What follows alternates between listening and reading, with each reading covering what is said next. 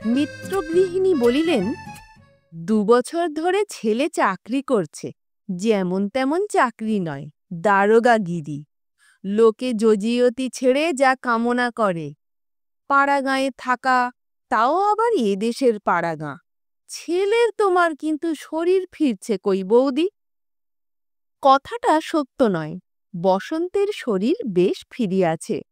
স্বাস্থ্যহীনদের শরীর ফিরাইবার জন্যই যে গভর্নমেন্ট দারোগাগিরির প্রবর্তন করিয়াছে এমন নয়। হাড় ভাঙা খাটুনি আছে, খাওয়া দাওয়ার অনিয়ম, সুনিদ্রার ব্যাঘাত, তবুও বিহারের পাড়াগাঁয়ের দুধ, ঘি প্রভৃতি পুষ্টিকর খাবারের জোরে এবং অগাধ একাধিপত্যের আনন্দে বসন্তের শরীর বেশ ভালোভাবেই স্থূলত্ব লাভ করিয়াছে। বাঙালির শরীরের যা চরম উৎকর্ষ। মিত্রগৃহিণীর যে সম্প্রতি দৃষ্টিশক্তি হ্রাস হইয়াছে এমন নয়, প্রকৃত কথাটা এই যে তিনি আজ বসন্তের সেজ ভাইয়ের সঙ্গে নিজের কন্যার বিবাহের কথাটা পাড়িতে আসিয়াছেন। মনে মনে একটা যুৎসই গৌরচন্দ্রিকার অনুসন্ধান করিয়াছিলেন। এমন সময় দেখিলেন, বেশ হৃষ্টপুষ্ট শরীরটা লইয়া বসন্ত বাহির হইতে আসিয়া একটি ঘরে প্রবেশ করিল। বসন্তের মা বিমর্ষভাবে বলিলেন, সে কথা কে বলবে বলো ঠাকুরঝি? বললেই একরাশ জামা বের করে বলবে, এইটে ছোট হয়ে গেছে, এইটে সেলাই খুলে পড়েছে, ৭ সের ওজন বেড়েছে। দাঁড়িপাল্লা ধরে মানুষ ওজন করা। আমি হার মেনে বলা ছেড়ে দিয়েছি বাপু। কই গো বৌমা, তোমার পিসশাশুড়িকে পান জর্দা দিয়ে যাও। আসছে আসছে, ব্যস্ত কিসের? তা হ্যাঁ, আজকাল এক ওই ওজন ওজন বাই হয়েছে। সেদিন নন্তে এসে বললে, মা কাকার ৩ টাকার মাংস বেড়েছে। সে কি রে? হ্যাঁ গো, ৬ ৮ ৩ ষোলং ৪৮। বুঝতে কি পারি?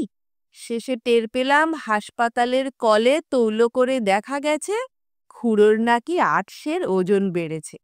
গুণধর ভাইপো ৬ আনা করে তার হিসেব করে লাভ দেখাচ্ছেন। বাজারে পাঁঠার যা দর আর কি। একটা হাসির রোল উঠিল, সেটা থামিলে দম লইয়া মিত্রগৃহিণী বলিলেন, জ্বালার কথা আর বলো না। বসুর আমাদের কিন্তু তদারকের দরকার হয়ে পড়েছে বৌদি।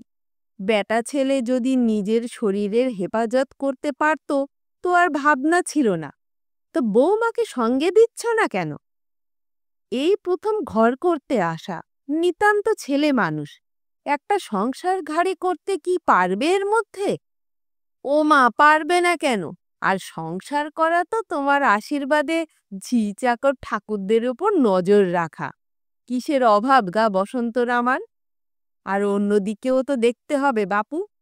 বৌদি আমার সেই নিজের প্রথম ঘর করতে আসার কথা ধরে বসে আছেন। ১১ বছরের ফুটফুটে মেয়েটি এলেন, নাকে নোলকটি দুলদুল করছে, লক্ষ্মী প্রতিমের মতন।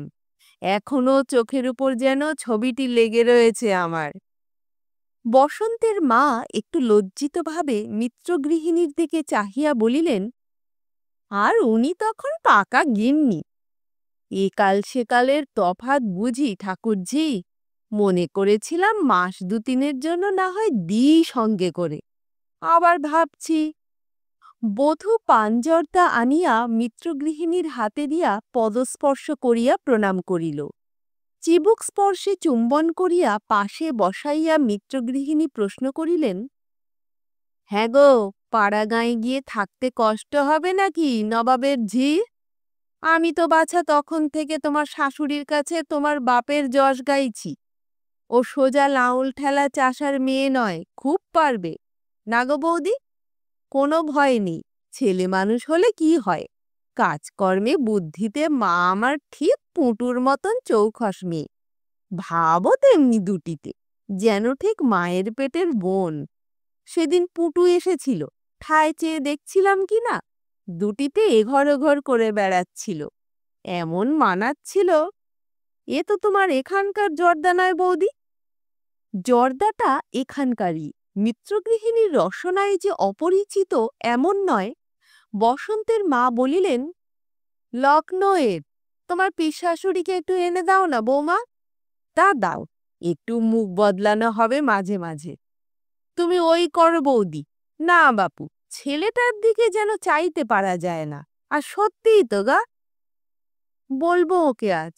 সত্যি কদিন থেকে দোমনা হয়ে রয়েছি ছেলেটার শরীর দেখে। শোনো কথা বৌদি, উনি দাদার রায় নেবেন। কার রায়ে এত বড় সংসারটা চলছে শুনি, সে কথা যেন আমার কাছেও লুকোনো আছে। বধূর পিঠে একটা সস্নেহ স্পর্শ দিয়া বলিলেন, এই সোনার প্রতিমেকেই কে পছন্দ করে এনেছিল গা? এই অধ্যায়টি বসন্তের সহধর্মিণী শ্রীমতী হিরণময়ীর একটু পরিচয় দিয়া আরম্ভ করা ভালো। সে নূতন ঘর করিতে আসিয়াছে এবং জন্ম তারিখের হিসাবে বোধহয় অপ্রাপ্ত বয়স্কাও বলা চলে। তাই বলিয়া তাহাকে কাঁচা মেয়ে মনে করিলে বেজায় ভুল করা হইবে। তাহার বিবাহ হইয়াছে পশ্চিমের এক দারোগার সহিত। তাহার মা, খুড়ি, পিসি এই কথাটি বেশ ভালো করিয়া তাহার মনে প্রবেশ করাইয়া দিয়াছেন এবং সাধ্যমতো তাহাতে এইরূপ রুক্ষ দেশ এবং উগ্র স্বামীর জন্য তালিম দিয়া পাঠাইয়াছেন। মেয়েটি বাহ্যত বেশ ধীর, নম্র এবং হাস্যময়ী, কিন্তু ভিতরে ভিতরে বড় গম্ভীর, সন্দিগ্ধ, সতর্ক এবং এবং এই গাম্ভীর্য, সন্দিগ্ধতা ও সতর্কতা বিশেষ করিয়া দুইটি বিষয়ে পরিস্ফুট। প্রথমত এদেশের লোকের সম্বন্ধে, স্ত্রী পুরুষ নির্বিচারে। দ্বিতীয়ত স্বামীর সম্বন্ধে। অনেক মাস্টার আছে যাহারা টেবিলে, বেঞ্চে, এমনকি দুই একটা নিরীহ পৃষ্ঠেও বেত আছড়াইয়া তবে সেদিনের কার্য আরম্ভ করে, তাহাতে নাকি ফল ভালো হয়। বসন্তের নবীন দাম্পত্য জীবনের সব খুঁটিনাটির হিসাব রাখা সহজ নয়। মোটামুটি এই কথা বলা চলে, হিরণ স্বামী সম্বন্ধে মূলত মাস্টারের নীতি অবলম্বন করিয়াই সংসার যাত্রা আরম্ভ করিয়াছে। ফলে বসন্ত দারোগার অমন কুলোপানা চক্র এবং ফুসফুসানি এক জায়গায় আসিয়া যে কিরূপ নিষ্ক্রিয় তাহা পরে দেখা যাইবে। আগে বসন্ত ছিল অখণ্ড, দারোগাবাবু বলিলেই তাহার পরিচয় পূর্ণ হইয়া যাইত। এখন তাহার দুইটা সত্তা আছে, দারোগা বসন্ত এবং স্বামী বসন্ত। দারোগা এবং স্বামী এই পদবি দুইটি বাঙালির অভিধানে তুল্যার্থক হইলেও এক্ষেত্রে কোনো মিল নাই। দারোগা বসন্ত যে পরিমাণে উগ্র, স্বামী বসন্তটি ঠিক সেই পরিমাণে নিরীহ হইয়া আসিতেছে। কথাটা যে নিতান্ত মন গড়া নয়, পরবর্তী কাহিনীতেই তাহার পরিচয় পাওয়া যাইবে। মিত্রগৃহিণীর পরামর্শে বসন্ত হিরণময়ীর অভিভাবকত্বে যখন কর্মস্থলে আসিয়া হাজির হইল, তখন সন্ধ্যা উতরাইয়া গিয়াছে। স্টেশন হইতে 16 মাইল পথ সওয়ারি, বলদের পালকি গাড়ি, স্থানীয় ভাষায় সাম্পেনি বলে। বসন্ত যতক্ষণ একবার থানাটা তদারক করিয়া আসিতে গেল, ততক্ষণ হিরণ একবার সমস্ত বাড়িটা ভালো করিয়া দেখিয়া লইল। দক্ষিণ ও পশ্চিমে দুসারি ঘর, মাঝখানে পাঁচিল দিয়ে ঘেরা উঠান। উঠানের একটি কোণে একটি পাতকুয়া, পাশেই একটা জিয়ল গাছে আড়াআড়িভাবে একটি ধনুকাকার বাঁশ বাঁধা।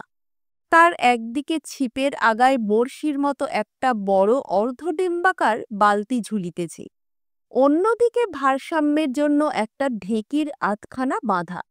সব মিলিয়া যেন একটা চড়ক গাছের মতো দেখিতে হইয়াছে। নিশ্চয় বেশ ভালো করিয়া বাঁধা ছাদা আছে, তবুও কেমন মনে হয় বাঁশ, বালতি, ঢেঁকি তিনটিই যেন ঘাড়ে পড়িবার চক্রান্ত করিয়া মাথার উপর আকাশ অবলম্বন করিয়া আছে। এ জাতীয় জিনিস হিরণ এর পূর্বে দেখে নাই। বাংলাদেশে তো নয়ই, শ্বশুরবাড়ি আসিয়াও নয়। মনে মনে মা কালীকে স্মরণ করিয়া সে তাড়াতাড়ি সরিয়া আসিল। মনটা একটু খিচড়াইয়া রহিল। রসইয়া ঠাকুর মনিব আসিতেই একবার আড়াল হইতে উঁকি মারিয়া দেখিয়া নিজের এলাকার মধ্যে আসিয়া চা আর হালুয়ার বন্দোবস্ত করিতেছিল। নবাগতা কর্ত্রীকে তাহার ঘরের দুয়ারে দেখিয়া তাড়াতাড়ি উঠিয়া প্রণাম করিল এবং তটস্থ হইয়া নাড়াইল। লোকটা দুর্বল প্রকৃতির, বোধহয় দারোগার আওতায় এই রকম হইয়া পড়িয়াছে। এই দৌর্বল্যের জন্যই প্রতি কথাই একটু হাসিয়া বলিতে অভ্যস্ত। খোসাবতী গোছের একটু মলিন হাসি। হিরণকে ঠায় গম্ভীরভাবে দাঁড়াইয়া ঘরটা পর্যবেক্ষণ করিতে দেখিয়া বেজায় অস্বস্তি বোধ করিতেছিল। তাহার স্বভাবসিদ্ধ হাসি টানিয়া বলিল, চা আর জলখই রান্না করছি। কালো লিকলিকে গোছের চেহারা, পরনে মাসখানেকের ধুলো ময়লার উপর হলুদ লঙ্কার ছোপ ধরা একটা কাপড়, কাঁধে তদনুরূপ একখানি গামছা। সুচিতার পাওনা মিটাইবার মতো করিয়া পায়ের পাতা দুইটি ধোয়া, তাহার পর হাঁটু পর্যন্ত ধুলায় সাদা হইয়া গিয়াছে। প্রণাম করিতে হিরণ নাসিকা ঈষৎ কুঞ্চিত করিয়া কি একটা প্রশ্ন করিতে যাইতেছিল। সেটা কুশলসূচক হইবে না বুঝিতে পারিয়া লোকটা পূর্বাহ্নেই নিজের পরিচয়ে যতটা সম্ভব গুরুত্ব আরোপ করিয়া বলিল, 2 বরস রংপুরে থাকছিলাম, সুক্তনি রাধ্যে জানি। নাসিকা আরও কুঞ্চিত করিয়া হিরণ বলিল, তবে আর কি, মাথা কিনেছিস? এত নোংরা তোর হাতে বাবু খায়? লোকটা একটু অপ্রতিভ হইয়া নিজের চেহারার পানে চাহিল, তাহার পর হাসিয়া বলিল, বরাহ মন আছি, দোষ লাগে না। হিরণ অল্প কথার লোক, কিছু বলিল না। তাহার নাসিকাটা কুঞ্চিত থাকায় বোঝা গেল সে এতটা নোংরামিকে শুদ্ধ করিয়া লইতে পারে, এ পরিমাণ ব্রহ্মতেজের কথাটা বিশ্বাস করিয়া উঠিতে পারে নাই। ঝি আসিয়া খবর দিল গা ধুইবার জল তৈয়ার। হিরণ ঘুরিয়া তাহাকে নিরীক্ষণ করিয়া বলিল, তুই দিয়েছিস নাকি জল তুলে? প্রশ্নের দোষ দেওয়া যায় না। কালো কুচকুচে রং, আঁটোসাঁটো জাঁতরেল গোছের চেহারা, পরনে 14 হাতের একটা পালের মতো মোটা কাপড়, সামনেই একটা সুপুষ্ট কোঁচা, ময়লা যেন তাহার পরতে পরতে অন্ধকারের মতো জমাট হইয়া আসিয়াছে। কাপড়ের যেটুকু মাথায় সেটুকু তেলে ময়লায় তারপলিন কাপড়ের মতো হইয়া গিয়াছে। ঝিয়েরা কখনো দুর্বল প্রকৃতির হয় না, দারোগার ঝিয়েরা তো নয়ই। প্রশ্নটা বুঝিতে না পারায় মুখে কাপড় দিয়া অনেকটা বেয়াদবির সঙ্গেই হাসিয়া উঠিল। বলিল, দুলহিন বাংলা বলাইছ তিন, অর্থাৎ কনে বউ বাংলায় কথা বলছেন আমার সঙ্গে। ঠাকুর বুঝিয়াছিল প্রশ্নটা তাহার রংপুরের প্রবাসের কল্যাণে। বলিল, চাকর পানি ভরিয়ে দিয়েছে, তাকে বলাইয়া দি। যেমন নমুনা দেখা যাইতেছে, চাকরের চেহারা দেখিলেই যে স্নানের প্রবৃত্তি বাড়িবে এমন ভরসা হয় না, অথচ স্নান না করিলেও নয়। না থাক, কোথায় জল দেখিয়ে দে, চল। বলিয়া হিরণ কাপড় গামছা বাহির করিতে গেল। বাথরুম হইতে বাহির হইয়া আসিয়া দেখিল বসন্ত চা হালুয়া লইয়া বসিয়া গিয়াছে। বধূকে প্রশ্ন করিল, কেমন দেখলে সব? বধূ মুখটা অতিমাত্র গম্ভীর করিয়া উত্তর করিল, চমৎকার। সাধে কি শরীর ওরকম হয়ে গেছে? খেতে প্রবৃত্তি হয় তোমার ওই ভূতের হাতে? যেমন ঝি তেমনি ঠাকুর, থাকো কি করে? বেশ কাজ করে সব, কিন্তু নিজের সাজগোজের দিকে লক্ষ্য নেই, অসুখ বিসুখ নেই, কামাই নেই। আমার বেশ একটানা চলে যায়। আর বামুনটা নোংরা আর দেখতে কাকলাসের মতো হলেও রাঁধে ভালো। এ তল্লাটে বাংলা রান্না জানা লোক আর নেইও, তাই নিয়েই আমার দরকার। ওর রান্নাই খাবো, ওকে তো আর খাবো না। শেষের এই রসিকতাটুকুর উদ্দেশ্য হিরণের এই গাম্ভীর্যে একটু আঘাত দেওয়া। অকৃতকার্য হইয়া বসন্ত আর কথা না বাড়াইয়া জলখাবারে মনোসংযোগ করিল। শেষ হইলে বলিল, তোমাকেও এনে দিক। ঘিয়ে জবজবে সোনার রঙের মতো হালুয়া, প্রচুর দুধ দেওয়া, ঈষৎ গৈরিক রঙের ঢলঢলে চা। দীর্ঘ 8 ক্রোশের যাত্রায় পরিশ্রান্ত মনকে টানে, কিন্তু তাহাদের জন্মের ইতিহাস স্মরণ করিয়া হিরণ শিহরিয়া উঠিয়া বলিল, মা গো, অন্নপ্রাশনের ভাত উঠে আসবে। আগে ওর একটা ব্যবস্থা করি, তারপর ওর হাতে খাবো, যদি প্রবৃত্তি থাকে। ওকে ডেকে বলে দাও আজও যাক, কাল যেন নেয়ে ধুয়ে পরিষ্কার হয়ে তবে এ বাড়িতে ঢোকে। রাত্রিরটা আমি চালিয়ে নেবক্ষণ। ঝিটাকে ডেকে দাও, একটা ফর্সা কাপড় দিই। বসন্ত আশ্চর্য হইয়া বলিল, তুমি চালিয়ে নেবে মানে? এই ৮ ক্রোশ পথ সাম্পে নিতে এসে রান্না করবে নাকি? শরীর তো নাকি? হিরণ স্বামীর চোখের উপর স্থির দৃষ্টি ন্যস্ত করিয়া বলিল, আমি নিজের শরীর দেখাবার জন্য এখানে আসিনি। আমার শরীরের উপর যদি মশাইয়ের এত দরদ থাকত, তো ওই ভূতপ্রেতেদের হাতে যা তা খেয়ে নিজের দেহ কালি করতেন না। ৮ ক্রোশ ওই বিদঘুটে গাড়িতে গতর চুর করে সত্যি কারোর মেজাজ ভালো থাকে না। সেটি মনে রেখে যা ভালো বুঝছি করতে দাও। এই দাই, চাকরটার নাম কি?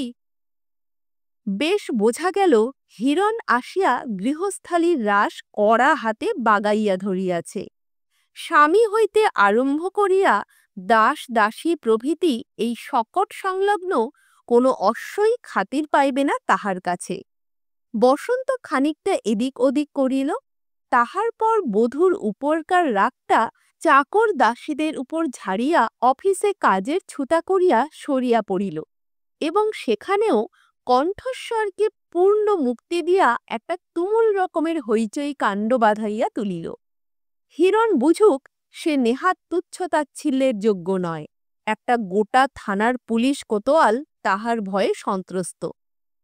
তারপর রাত্রি ১২টার সময় হিরণের হাতের আলুনি তরকারি, পোড়া লুচি এবং ধরা দুধ অজস্র প্রশংসার সহিত আহার করিয়া শয্যা গ্রহণ করিল। পরের দিন সকালেই বসন্তকে একটা তদারকে বাহিরে যাইতে হইল। হিরণ বাড়ি ঘরদুয়ার ৩টা লোকের সাহায্যে ধুইয়া মুছিয়া ঝকঝকে তকতকে করিয়া লইল।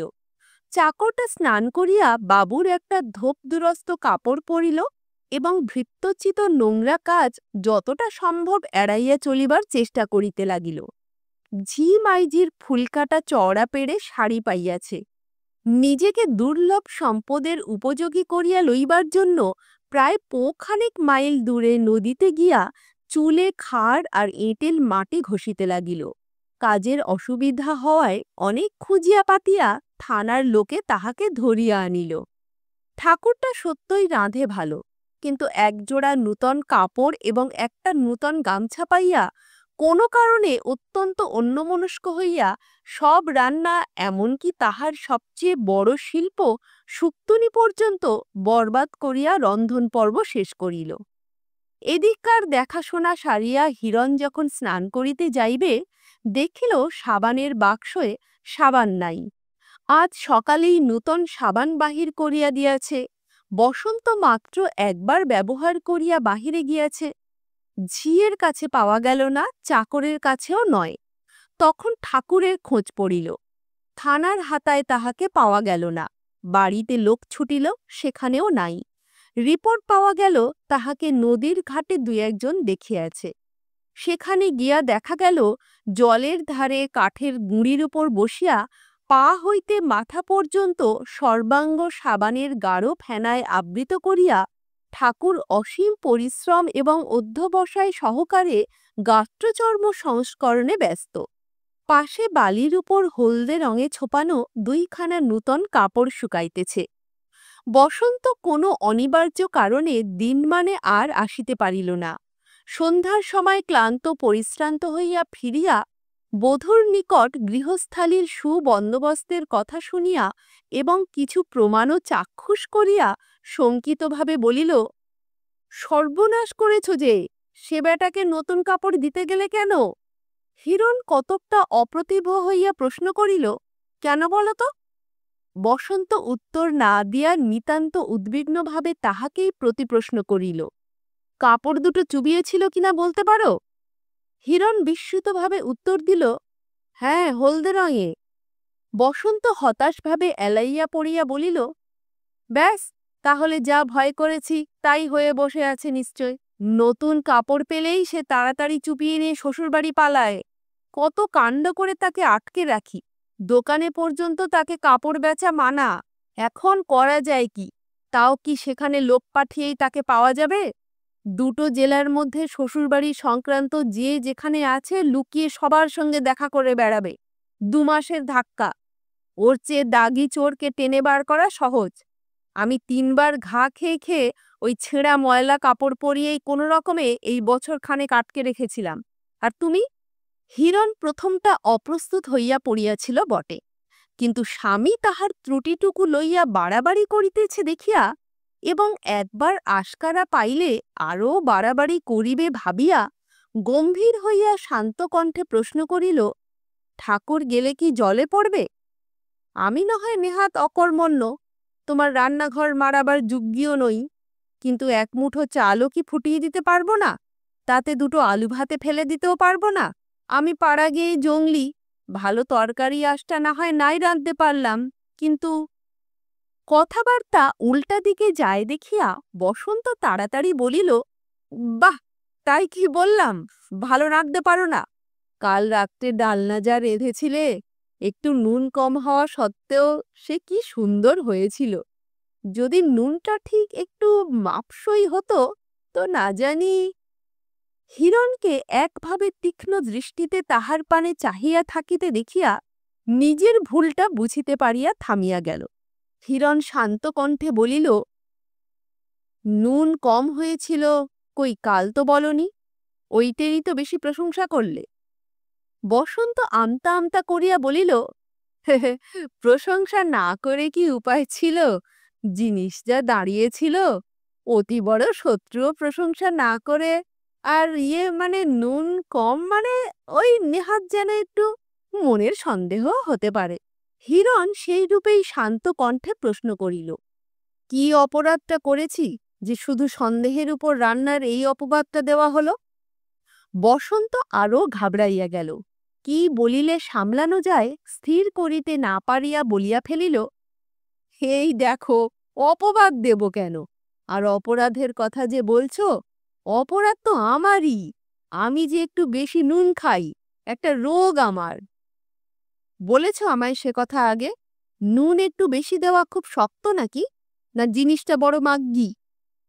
বসন্ত অত্যন্ত নিরুপায় হইয়া যেন হাতড়াইয়া বলিল, মনে হলো একবার বলি, কিন্তু আবার ভাবলাম রোগটা যদি এইভাবে একটু একটু করে সেরে আসে তো। হিরণ একটু নাক মুখ কুঞ্চিত করিয়া বলিল, থামো বাপু, একে আমার মাথার ঠিক নেই। ঠাকুর সত্য সত্যই নূতন কাপড়ের জয় পতাকা উড়াইয়া শ্বশুর বাড়ি গিয়াছে। হিরণ নূতন পাচক আনিতে দিল না। রান্নাঘরের অসপত্ন চার্জ গ্রহণ করিয়া স্বামীর দেহচর্যার পূর্ণ উৎসাহে লাগিয়া গেল। বিশেষজ্ঞরা যাহাই বলুন না কেন, গভর্নমেন্ট নুন জিনিসটাকে এখনো প্রয়োজন মতো মহার্ঘ করিয়া উঠিতে পারেন নাই। কোনো বিশেষ আইন করিয়া যদি একেবারেই জিনিসটাকে দেশ ছাড়া করিয়া লওয়া হয় অন্তত কিছু দিনের জন্য, তো বসন্ত খুব কৃতজ্ঞ হয়। একবার নুনের প্রতি পক্ষপাতিত্ব স্বীকার করিয়া সে আর কথাটা ফিরাইতে পারিল না, এবং উত্তরোত্তর অধিক পরিমাণে নুন খাইয়া বধূর রান্নার অপ্রশংসা করিয়া নিমক হারামিও করিতে পারিল না। যা হোক, পাড়াগাঁয়ের প্রচুর টাটকা মাছ আর খাঁটি ঘি দুধের জোরে দারোগাগিরির হাড় ভাঙা খাটুনি ও হিরণের প্রাণান্তকর পরিচর্যার মধ্যেও শরীরটা কোনো রকমে খাড়া করিয়া রাখিল। কিন্তু রহস্যপ্রিয় বিধাতার বোধহয় সেইটুকুও সহ্য হইল না। পূর্বেই বলা হইয়াছে, হিরণের মনটা সাধারণভাবে এদেশের লোকের উপর সন্দিগ্ধ। তাহার বাপের বাড়ির লোকের তরফ হইতে ট্রেনিংই ওই ধরনের। বসন্তের শরীর যে ভাঙিয়াছে, এটা অবশ্য হিন্দু স্ত্রীর দৃষ্টি এড়াইল না। তখন সে একটু চিন্তিত হইল। রান্নার তো কোনো রকম ত্রুটি নাই।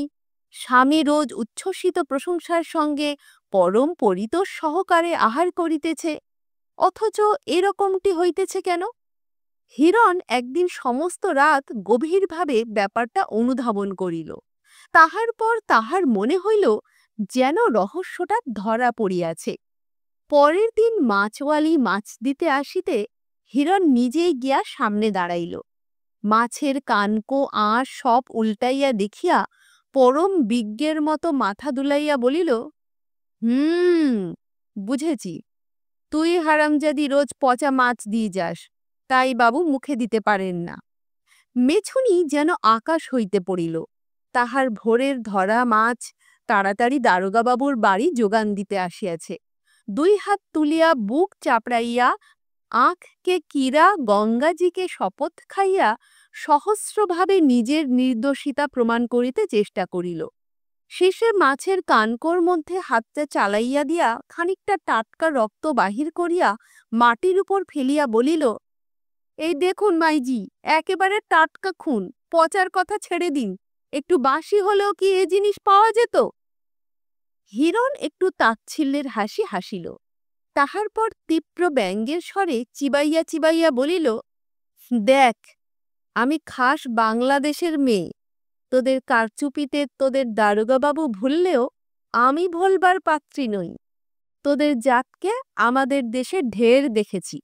কি করে গেরস্তের চোখে তোরা ধুলো দিস তা যদি আমার জানা না থাকতো তো এখানে আর আসতাম না। বলি, ওটা তোর মাছের রক্ত না, এইটা আমায় বিশ্বাস করতে হবে। মেছুনি অতিমাত্র বিস্মিত হইয়া হিরণের মুখের দিকে চাহিয়া রহিল। একটু সম্বিত হইলে বলিল, মাছের রক্ত নয় তো কি মাইজি? মাছের রক্ত? বাসি পচা মাছ সব ফেলে দিয়ে টাটকা মাছ বেচবি, সেই রকম বোকা জাত কিনা তোরা? এখানকার বাজারে লাল খুনখারাবি রং আসে না? কিছু জানি না বুঝি আমি, না? মেছুনি কিছু বুঝিতে না পারিয়া হাঁ করিয়া চাহিয়া রহিল। হিরণ বলিল, তুই বল দেখিন আমার পা ছুঁয়ে, রং গুলে আর হরহরে করবার জন্য একরত্তি ফ্যানের সঙ্গে মিশিয়ে কানকোর মধ্যে দিয়ে বাসি মাছ নিয়ে আসিসনি? বল, যে মাছটা সন্ধে পর্যন্ত বিকোয় না সেটা রাস্তায় ফেলে দিয়ে যাস, সেই লোকসানটা গা পেতে নিস? বল না। আমর মাছ না হলে দারোগাবাবুর চলে না। বেশি নুন ঝাল দিয়ে রেঁধে দিচ্ছি আজ, কিন্তু ফের যদি কখনো কানকোর মধ্যে রং ঢেলে আমায় ভোলাতে আসিস তো তোরই একদিন কি আমারই একদিন। মেছুনি আবার হাজার রকম ভাবে শপথ করিল, কিন্তু কেহ যদি লক্ষ্য করিবার থাকিত তো স্পষ্টই বুঝিতে পারিত মাছ দিয়া যাইবার সময় সে একটু চিন্তিতভাবে যাইতেছে। মাথার মধ্যে একটা নূতন ধারণা খেলিতেছে যেন। ২-৪ দিন ভালো, অর্থাৎ পূর্বের মতোই মাছ পৌঁছিল। তাহার পর বসন্ত একদিন খাইবার সময় হাতটা একটু গুটাইয়া লইয়া বলিল, হ্যাঁ গা, মাছটা একটু দোরসা বলে মনে হচ্ছে যেন। হিরণ পাখা করিতেছিল। হাতটা থামাইয়া একটু ব্যঙ্গের হাসি হাসিয়া গম্ভীরভাবে বলিল, ঠিক এই কথাই এবার শুনব তা জানতাম। যদ্দিন পচা দোরসা মাছ মেছুনি দিয়ে গেছে তদ্দিন তো মুখে একটি কথাও ছিল না। আমি যেই তার বজ্জাতি হাতে নাতে ধরে টাটকা মাছের বন্দোবস্ত করলাম, অমনি তুমি দোরসা মাছের গন্ধ পেলে। দেখো, আমারও নাক আছে, চোখ আছে। নিজে কিনে নিজের সামনে কুটিয়ে নিজে হাতে রেঁধেছি। দোরসা হলে ধরা পড়তই, পাতেও দিতাম না, শত্রু তো নয়। আর যদি এতই অপদার্থ মনে করো, এতই অবিশ্বাস, আনিয়ে নাও না বাপু তোমার ঠাকুরকে, মাকে লিখে দিই আমাকে নিয়ে যা। কেন মিছিমিছি একটা অপযশ? বসন্ত তাড়াতাড়ি সস্নেহে মাছের কাঁটা বাছিতে বাছিতে বলিল, না না, আমারই যেন একটু সন্দেহ হচ্ছিল, সামান্য একটু। তা সন্দেহের উপর তো একটা অপবাদ দেওয়া যায় না। আর ঠাকুর, তোমার হাতের রান্নার পর আর সে বেটার পোড়া ধরা রান্না কি খাওয়া যাবে? তাকে তো সরিয়েই দেব ভাবছি এবার। রান্না কোনোদিন আলুনি হয় না, মাছও শোধরাইয়াছে। স্বামীর শরীরে কিন্তু উন্নতি দেখা যায় না, বরং উত্তরোত্তর যেন খারাপই হইতেছে।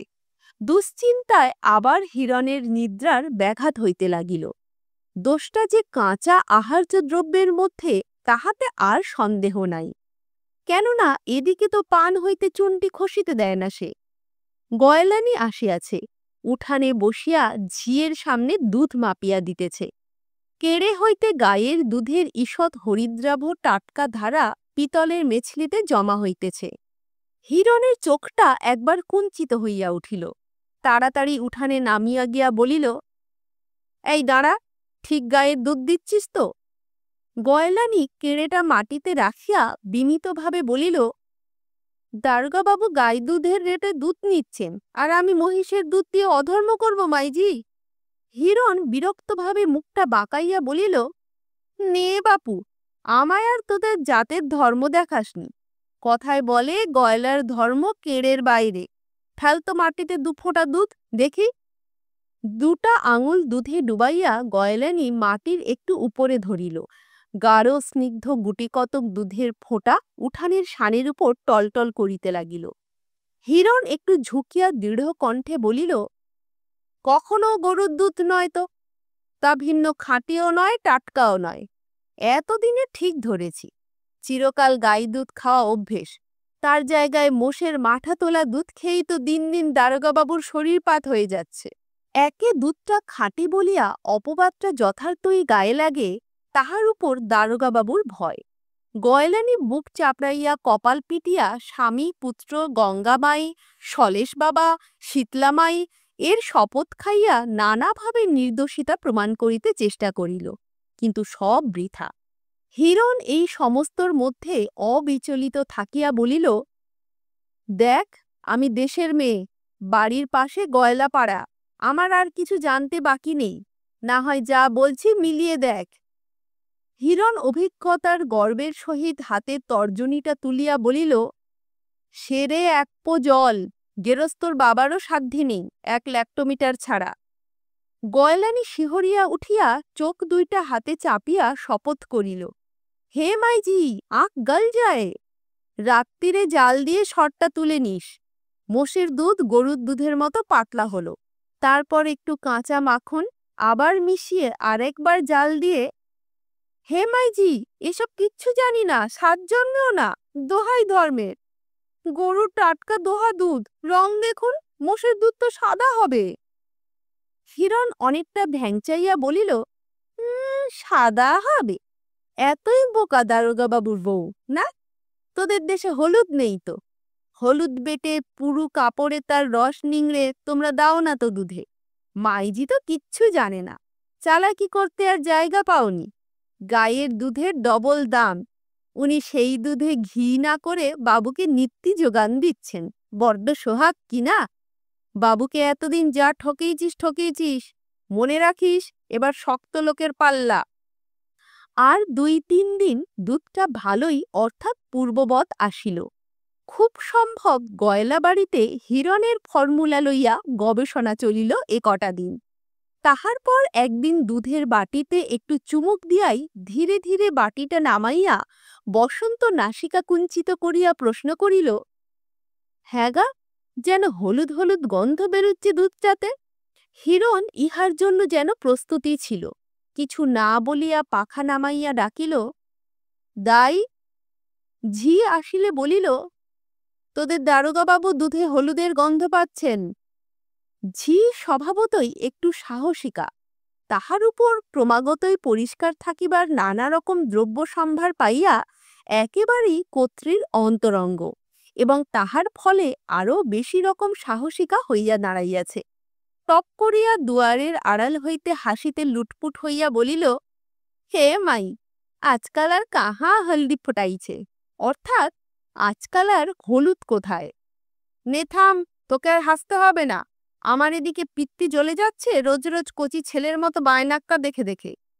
ঝিয়ের ঔদ্ধত্যের জন্য এইটুকু মৌখিক ধমক দিয়া হিরণ স্বামীর দিকে চাহিয়া বলিল, ওই দেখো, দাইও বলছে আজকাল আর হলুদ মেশায় না, তার মানে আগে মেশাতো। ছোট লোক হলেও, মেয়ে মানুষ হলেও ওর তোমার চেয়ে বুদ্ধি বেশি। যদ্দিন ছিল দুধে হলুদের গন্ধ, তদ্দিন পেলে না, যেই একটু বুদ্ধি করে সেটা বন্ধ করলাম, বলছো না হয় দেবক্ষণ আরেকবার চুমড়ে, কিন্তু তোমার সেই চিরকেলে হাড় জ্বালানো সন্দেহ নয় তো? নিজের মুখেই এতবার মনের সন্দেহের দোহাই দিয়েছে যে সেটাকে আর অস্বীকার করা যায় না। নিঃশ্বাস বন্ধ করিয়া বসন্ত ধীরে ধীরে দুধের বাটিটা নিঃশেষ করিল। তাহার পর আটকানো নিঃশ্বাসটা খুব জোরে নামিয়া পড়ায় ধরা পড়িয়া যাইবার ভয়ে একটা তৃপ্তির ভাব দেখাইয়া বলিল, নাহ, তোমার কথাই ঠিক, মনে সন্দেহই ছিল দেখছি, ঠাউরে ঠাউরে খেয়ে দেখলাম কিনা, যাক মিটে গেল। মাছ গেল, দুধ গেল, 2 দিন পরে ঘিও নষ্ট হইল। ঘিয়ের গয়লানি মাইজির গালমন্দর ভিতর দিয়া টের পাইল, শহরে ভেজিটেবল ঘি বলিয়া ঘিয়ের এক স্বজাতি দেখা দিয়াছে, ভেজাল দিলে দুনো লাভ বাঁধা। তাহার পুরুষকে দিয়া 10 ক্রোশ দূর হইতে 1 টিন সংগ্রহ করিল এবং অল্পে অল্পে যোগান দিয়া লাভের অঙ্ক বাড়াইবার সঙ্গে সঙ্গে বাঙালের মস্তিষ্ককে প্রাণ খুলিয়া আশীর্বাদ করিতে লাগিল। ওদিকে মেছুনির কাঁসার চুড়ির মাঝে এক এক জোড়া করিয়া রূপার চুড়ি উঠিয়াছে। দুধের গয়লানির গা হইতে কাঁসার বালা একেবারেই নির্বাসিত হইয়াছে। এখন বেশাতি করিবার সময় তাহারা বাংলাদেশের মেছুনি গয়লানির মতোই হাতমুখ খেলাইয়া গয়না চমকাইয়া বেশাতি করে। সমস্ত গ্রামটা ভেজালে ভরিয়া গিয়াছে। আশেপাশের গ্রামেও শুরু হইয়াছে। বসন্ত গৃহে নিরীহ হইলেও বাহিরে উগ্র। এদিকে উগ্রতাটাও আরও বাড়িয়া গিয়াছে বরং। জরিমানা করিল, বেটা ছেলেদের ডাকিয়া মারধর করিল, শেষে ঘর জ্বালাইয়া দিবার ভয় দেখাইল। কিছুই ফল হইল না। হিরণের শিষ্যরা মাইজির কাছে ধর্ণা দিয়া পড়িল। হিরণ স্বামীকে ডাকিয়া বলিল, হ্যাঁ গা, তোমার আক্কেলটা কিরকম শুনি? যদ্দিন ঠকিয়ে এসেছে তদ্দিন তো মুখ বুজে সব সয়ে গেলে, এখন নিরীহ বেচারীদের উত্তম ফুত্তম করছো কেন বলো দিকিন? একে তো যত আকুপাকু বাড়ছে ততই শরীর কালি হয়ে যাচ্ছে ওদিকে, তার উপর নির্দোষীদের সাপমন্নি খেয়ে একটা কাণ্ড ঘটুক। কথায় কথায় হাত উঁচু করে দক্ষিণমুখ হয়ে যেমন সব গঙ্গার দিব্যি সলেশ ঠাকুরের দিব্যি খায়, আমি তো ভয়ে কাঁটা হয়ে থাকি। রোজ পুরুজ্জির হাত দিয়ে 5 শিকে করে পুজো পাঠিয়ে কোনো রকমে কাটিয়ে যাচ্ছি, কিন্তু শেষ পর্যন্ত কি যে আছে অদৃষ্টে। বসন্ত বুদ্ধি করিয়া কিছুদিন ছুটির দরখাস্ত দিয়াছিল। 2 মাস পরে বাড়ি আসিয়াছে। মিত্রগৃহিণী ইতিমধ্যে কন্যার বিবাহের কথাবার্তা অনেকটা আগাইয়া আনিয়াছেন। এখন হিরণের সাহায্যটাও কাজে লাগাইতে হইবে, কেননা পয়মন্ত বলিয়া সে শ্বশুর শাশুড়ির বড় প্রিয় পাত্রী। সবাই বসিয়াছিলেন।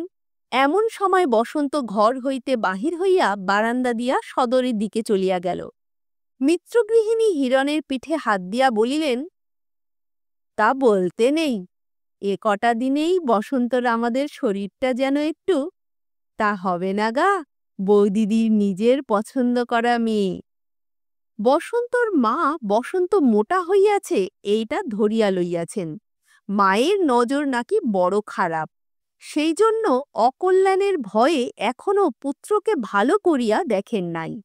মিত্রগৃহিণীর উভয়স্পর্শী প্রশংসায় সম্প্রীতির সহিত বলিলেন, তা শেয়ানা আছে বাপু তোমাদের বউ, বলছিল কিনা, বলে মা কি ভেজালের দেশ, মাছ দুধ ঘি তেল সবটাতেই কি ভেজালের সৃষ্টি, শোধরাতে কি কম কাণ্ডটা করতে হয়েছে? না, বলতে নেই, শেয়ানা আছে। কই গা, কাশি থেকে যে জর্দাটা এসেছে তোমার পিসশাশুড়িকে একটু দাও না বৌমা। লেসন চ্যানেলে আজকে শুনলেন বিভূতিভূষণ মুখোপাধ্যায়ের লেখা দেশের মেয়ে।